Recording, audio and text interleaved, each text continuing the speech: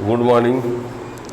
आज आप लोगों के लिए एक बहुत महत्वपूर्ण टॉपिक, बहुत ही इम्पॉर्टेंट टॉपिक जो नीट जेईई के लिए हमेशा उससे क्वेश्चन बनता ही रहता है, अल्फ़ा बीटा गामा डीके, है ना। अल्फ़ा बीटा गामा डीके क्या होता है, इससे कोई ना कोई क्वेश्चन ज़रूर बनता है। और यदि आप इसको अच्छे से समझ लेते हैं तो एक क्वेश्चन आपका कन्फर्म रहता है। एक कभी कभी 2 क्वेश्चन तक भी आ जाते हैं नीट जेईई में इससे, पर एक कन्फर्म रहता है हमेशा कि कोई ना कोई एक क्वेश्चन इससे ज़रूर बनेगा। तो अल्फ़ा बीटा गामा डीके क्या होता है, तो इसको यदि आप स्टार्ट से लास्ट तक पढ़ेंगे तो इसको हम 2 लेक्चर में इसको डिवाइड करके बताएंगे। आज अल्फ़ा बीटा गामा डीके बताएंगे और इसके पार्ट सेकंड में इससे 2-4 न्यूमेरिकल क्वेश्चन, ताकि जो आपसे क्वेश्चन पूछे जाएंगे वो क्वेश्चन आप लोगों से आसानी से बन जाए। तो यदि आप उस हिसाब से नीट जेईई के हिसाब से पढ़ना चाहेंगे तो आपको इस लेक्चर के साथ साथ आगे वाला लेक्चर भी समझना पड़ेगा, ताकि इसमें हम पूरा रूल बताएंगे और अगले लेक्चर में इससे न्यूमेरिकल क्वेश्चन, ठीक है ना। तो स्टार्ट करते हैं। अल्फ़ा बीटा गामा डीके क्या होता है। रेडियो एक्टिव मटेरियल्स में alpha beta gamma radiations emit होते रहते हैं। हमें इसमें मेनली फोकस ये करना है कि उसमें क्वेश्चन कैसे पूछे जाते हैं, है ना। यानी बोर्ड लेवल में नहीं कि मतलब कॉपी में पेपर में कैसे लिखा जाएगा, है ना। हम उस हिसाब से क्वेश्चन बताएंगे जैसे क्वेश्चन आप नीट एग्जाम में आ जाते हैं, उनको सॉल्व करने के लिए, है ना। पर कुछ तरीका जानते हुए वहाँ पहुँचना पड़ेगा, ठीक है ना। तो किसी न्यूक्लियस से यदि अल्फ़ा इमिशन होगा तो क्या होगा, बीटा इमिशन होगा तो क्या होगा, गामा इमिशन होगा तो क्या होगा। तो सबसे पहले बता दें, कोई एलिमेंट है, मान लीजिए कोई एलिमेंट हम लेते हैं एक, ठीक है ना, एक्स ले लेते हैं, ठीक है। और उसमें ये जेड है और ये ए, इस जेड को बोला जाता है एटॉमिक नंबर। क्या बोलते हैं? Atomic number. इसको बोलते हैं मास नंबर। क्या बोलते हैं? Mass number. और ये उस एलिमेंट का क्या है? नाम है, ठीक है। ये एटॉमिक नंबर है, ये क्या है? Mass number. एटॉमिक नंबर का मीन्स होता है number of proton, number of proton. और इसका मीन्स होता है number of proton plus number of neutron, ये, ठीक है ना। जेड का मतलब होता है एटॉमिक नंबर और उसको बोलते हैं नंबर ऑफ प्रोटॉन। और ये क्या है? Mass number. इसको बोलते हैं ये नंबर ऑफ प्रोटॉन और नंबर ऑफ न्यूट्रॉन मिला के होता है, ठीक है ना। तो आप लोग इसको समझिएगा कि जैसे कोई एलिमेंट एक्स है और ये इसका एटॉमिक नंबर ये है, मास नंबर ये, जब इससे अल्फ़ा इमिशन होता है, क्या होता है? अल्फ़ा इमिशन होता है तो इस एलिमेंट से, तो जो एलिमेंट बनता है उसका मास नंबर, यानी एटॉमिक नंबर 2 क्या होता है? डिक्रीज हो जाता है। यानी जेड यदि है तो क्या हो जाएगा? Z-2। और इसका जो एटॉमिक नंबर जो है वो 2 क्या हो जाएगा? डिक्रीज हो जाएगा। और जो मास नंबर होगा वो कितना डिक्रीज होगा?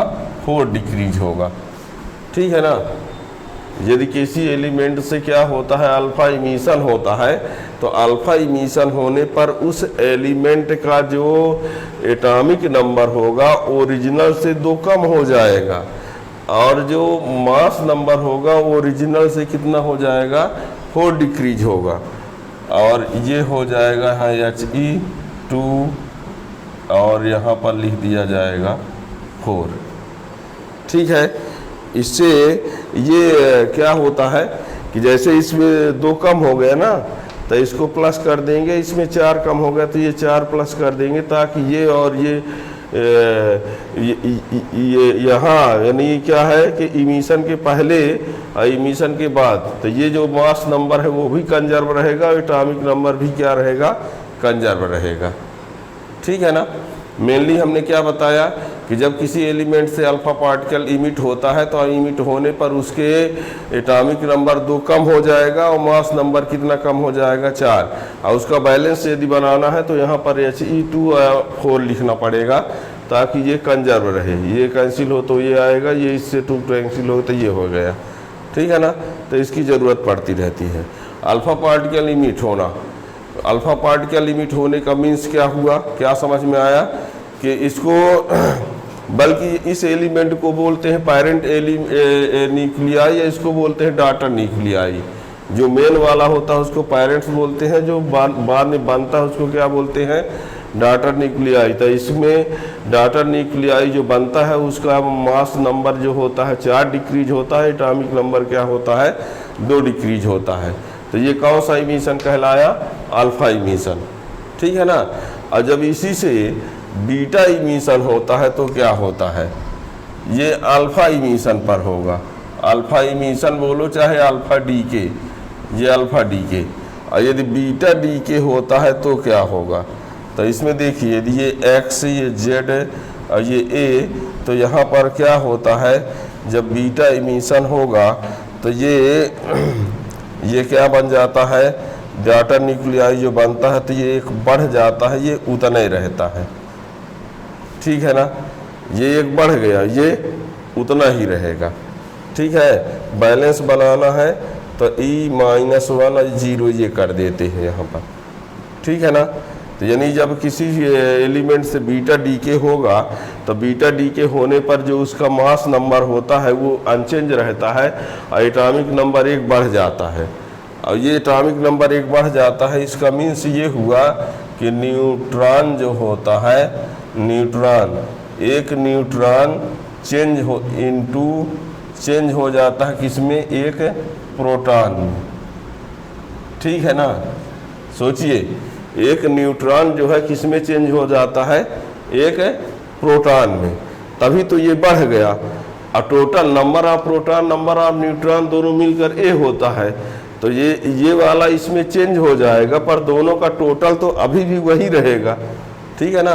यानी आप ये समझ लीजिए कि जब किसी एलिमेंट से बीटा इमिशन होता है तो बीटा इमिशन होने पर उसका एटॉमिक नंबर 1 बढ़ जाता है और मास नंबर वही रहता है।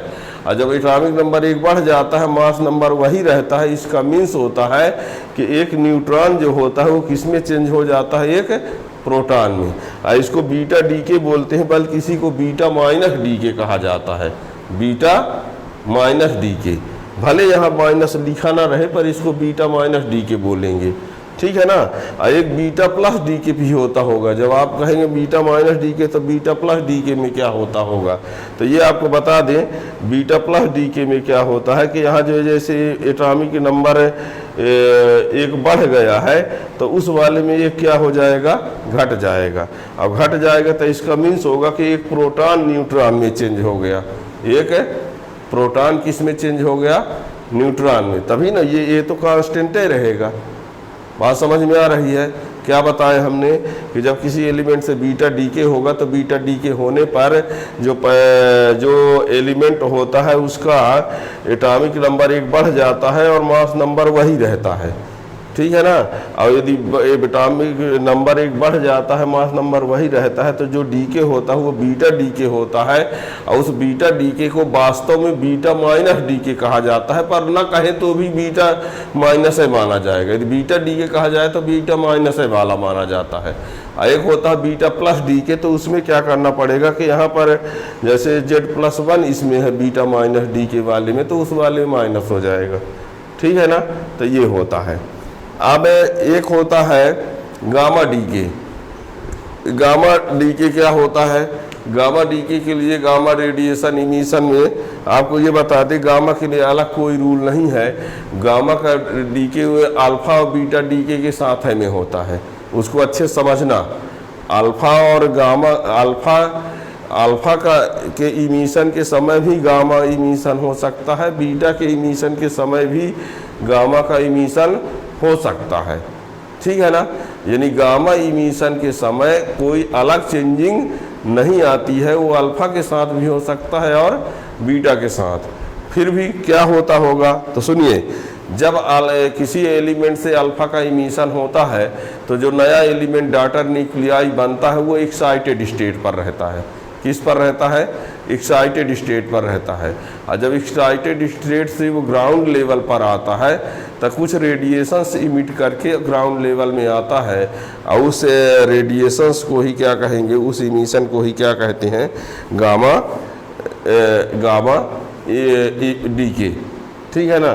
क्या कह दिया हमने, देखिए, जैसे मान लीजिए अल्फा इमिशन हुआ, ठीक है, तो अल्फा इमिशन हुआ, या बीटा वाले को ही ले लेते हैं, ठीक है। देखिएगा,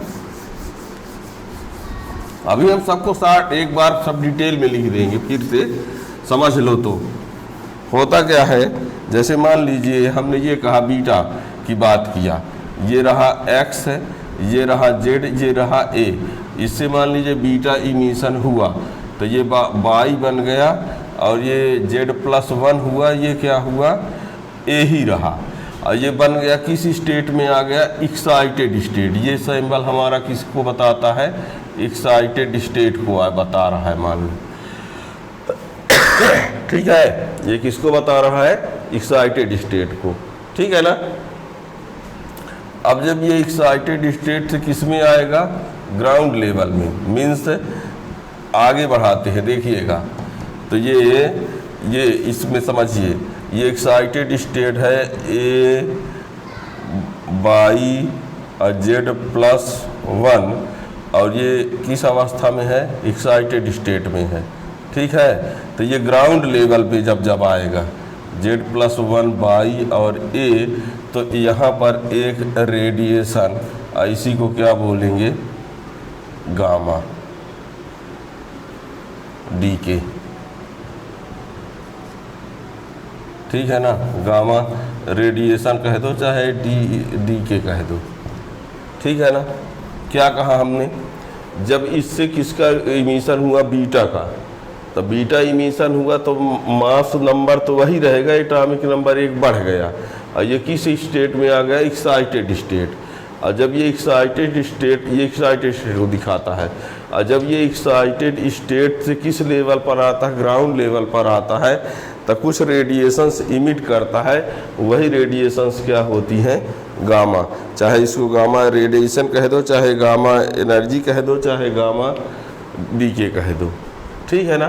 तो ये हुआ, तो अल्फा डी के, बीटा डी के और गामा डी के, तो इन सब के लिए ये अल्फा बीटा गामा डी के आप समझ गए होंगे। इसको हम एक साथ सबको लिखे दे रहे हैं, देखिएगा। देखिए, हमने कहा, देखिएगा, अल्फा डी के की बात करें यदि, तो इसमें क्या होगा, अल्फा डी के की बात कर रहे हैं अभी, ठीक है। तो ये हमने ये कहा कि ये एक्स है, ये जेड है, ये ए है, अल्फा डी के होने पर ये बाई बन गया, ये z-1 z-2 ये a-4 प्लस He2 ठीक है ना। जैसे मान लीजिए हम एग्जाम्पल में लेते हैं यूरेनियम 92 238, इससे अल्फ़ा यदि बनेगा तो ये थोरियम बनता है और 90 हो जाता है, ये 234 प्लस He2 ठीक है ना। तो ये अल्फ़ा इमिशन होने पर ये हुआ, ठीक है ना, ये एग्जाम्पल। और बीटा डीके में बीटा डीके में हमने क्या बताया कि जैसे मान लीजिए एक्स है, ये जेड है, ये ए है, तो यदि बीटा डीके होता है तो ये बाई जो बनेगा तो ये z+1 होगा और ये ए ही रहता है और इसमें -1 और ये 0, ठीक है ना। ये उदाहरण के लिए ले लेते हैं, इसका यदि कोई एग्जाम्पल लिया जाए तो अब मान लो सबसे सिंपल एग्जाम्पल हम ले लेते हैं, तो C6 ये 14 मान लीजिए ले लेते हैं, तो ये बन जाएगा, तो ये 7 और ये 14 रहेगा, और ये बैलेंस करने के लिए ये, ठीक है ना। तो ये इसका एग्जाम्पल ले लो। ठीक, इसमें क्या हुआ, एक ये बढ़ गया, ये उतर रहा। इसका यहाँ पर ये है कि इसमें जो न्यूट्रॉन है, neutron 1 neutron change into 1 proton, ठीक है।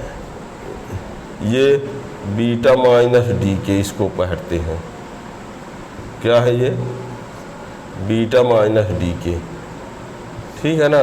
बीटा डी के वाले लिखा रहे, पर ये वास्तव में क्या है, बीटा माइनस डी के।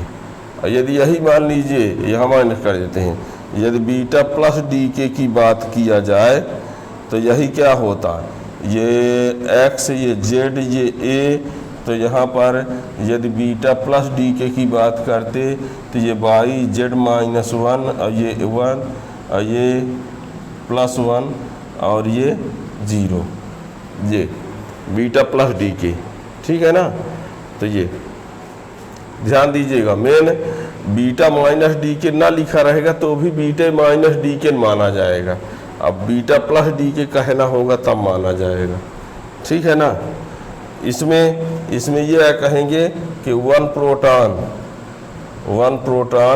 चेंज इनटू 1 न्यूट्रॉन, ठीक है ना, क्योंकि ये चेंज नहीं हो रहा है, प्रोटॉन और न्यूट्रॉन मिलके ए बना है, प्रोटॉन और न्यूट्रॉन मिलके ए बना है। तो जब ए चेंज नहीं हो रहा है तो एक और पी एक बढ़ रहा है या घट रहा है, तो इसका अर्थ यही होगा कि यदि बढ़ रहा है इसका मतलब हुआ कि न्यूट्रॉन प्रोटॉन बन गया, और यदि घट रहा है तो इसका मतलब हुआ कि प्रोटॉन न्यूट्रॉन बदल गया, तभी तो टोटल वही, टोटल तो ए वो सेम ही रहता है, ठीक है ना। अब गामा डी के में देखिए क्या होता है।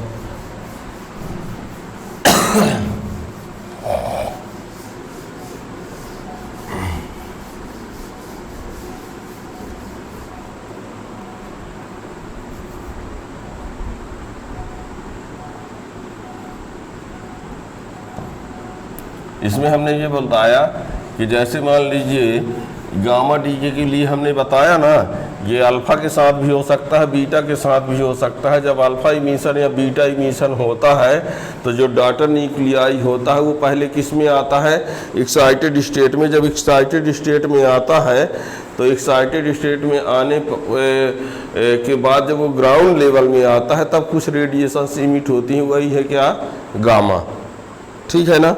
तो इसको देखिएगा, जैसे यहाँ पर हम ले लेते हैं वही, ये x, ये z, ये a, मान लीजिए यहाँ बीटा डी के हुआ तो ये बन गया y और z+1 और यहाँ a और ये इलेक्ट्रॉन माइनस ये, तो ये इससे जब ये बना तो ये किस स्टेज में आ गया, एक्साइटेड।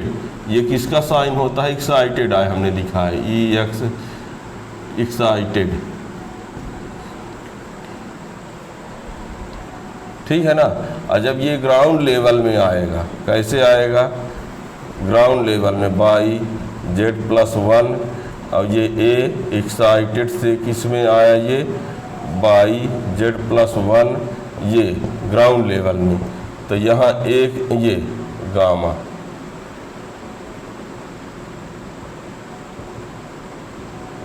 रेडिएशन, ठीक है ना। ये होता है। जैसे एग्जाम्पल की बात हम करते हैं, एग्जाम्पल में लिख लेते हैं रेडियन 88, इसका एटॉमिक नंबर क्या होता है, 88 होता है, और मास नंबर क्या होता है, 226। बीटा इमिशन हुआ तो ये क्या हो गया, आर्यन 89 और ये 226, और ये बन गया किस में, एक्साइटेड स्टेट में, और ये -1 और ये 0, ये किस में बदला, एक्साइटेड में, किस में आ गया, एक्साइटेड स्टेट में, ठीक है ना। सॉरी, यहाँ पर इसको वो बना देते हैं,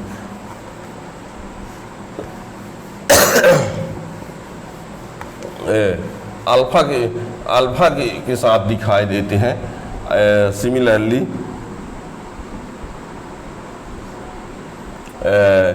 यदि x है, ये z, ये a है, और मान लो अल्फा इमिट हुआ, क्या अल्फा, तो ये बाई z-2 a-4, और ये एक्साइटेड स्टेट में बन गया, किसमें, एक्साइटेड स्टेट में, और ये He24। और जब ये ग्राउंड लेवल में बनेगा, ये by z-2 a-4 excited state से किसमें, ये a-4 z-2, तब यहाँ पर गामा रेडिएशन, ठीक है। ये हमने कहा इसमें,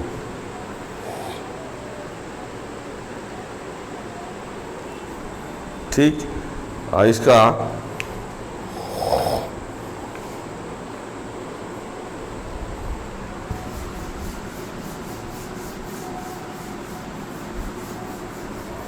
एग्जाम्पल में हमने लिया RA88 और 226 अल्फ़ा, तो ये हो जाएगा RN, और ये 86 और 222, और ये एक्साइटेड स्टेट, और ये He24, और ये RN 86 और 222, ऐसे से जब ये ऐसे बना,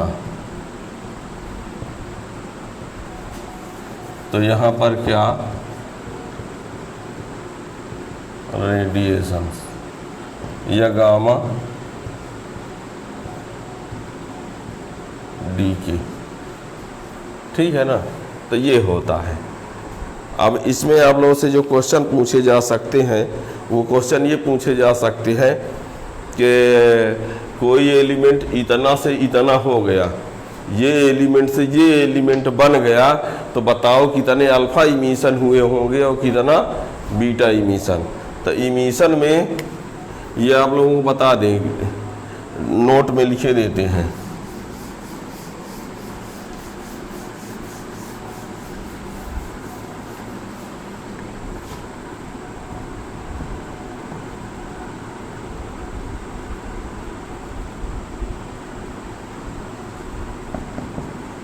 इन अल्फा बीटा डी के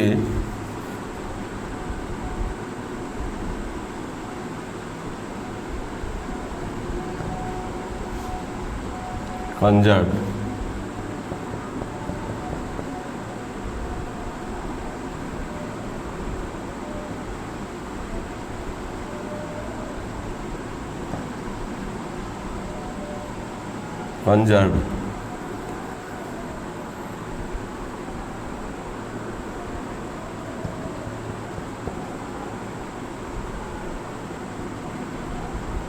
गामा इमिशन,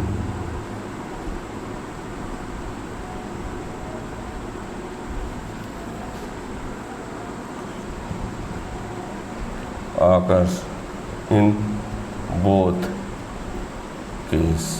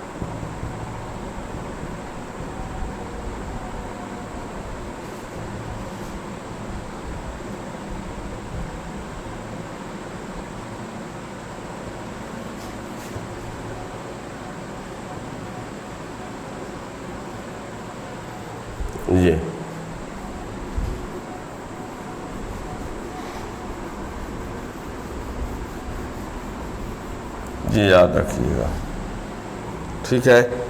थैंक यू।